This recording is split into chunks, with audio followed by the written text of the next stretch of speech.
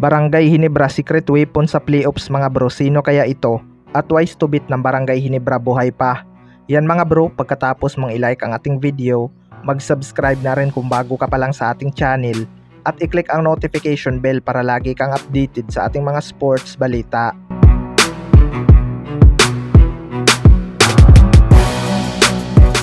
So buhay pa nga ang twice to beat advantage ng Barangay Ginebra mga bro matapos talunin ng Phoenix Super LPG ang Meralco Bolts. Kailangan nga ng Barangay Ginebra maipanalo ang kanilang huling laban para masecure pa ang pang-apat na pwesto.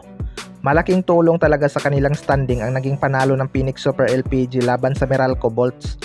Panigurado excited na rin makapagkampiyon ulit itong si Maverick Ahanmisi mga bro, dahil matagal-tagal na rin itong hindi nakapagkampiyon sa ating liga. Maswerte nga siya dahil Barangay Ginebra ang nakakuha sa kanya noong free agent, dahil championship contender nga ang team na ito. Marami nga siyang star player na kasama dito pero hindi naman sila nagsasapawan lalo na pagdating sa scoring. Walang ang hero ball sa Barangay Ginebra mga bro dahil ayaw nga ni Coach Timcon sa mga bara-bara na play. Good things din na na-adapt agad ni Maverick Ahanmisi ang triangle offense ni Coach Timcon at bumagay talaga siya dito dahil sa kanyang pagiging scoring machine.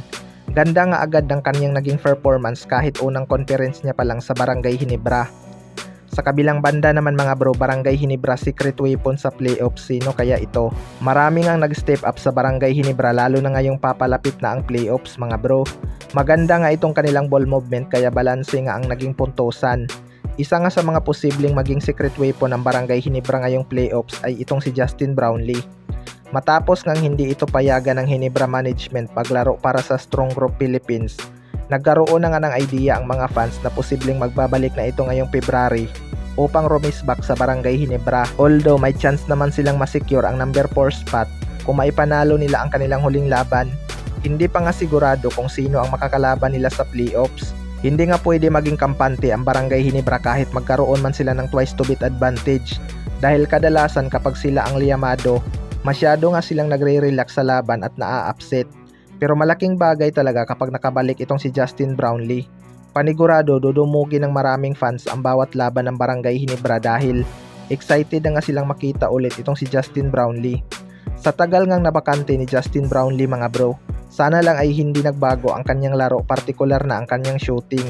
Pero hindi naman siguro nagpabaya itong si Justin Brownlee dahil alam niya ngang may babalikan pa siya dito sa ating bansa. Kaya abangan na lang natin ang pagbabalik ni Justin Brownlee ngayong conference. Kayo mga bro, ano masasabi nyo tungkol dito?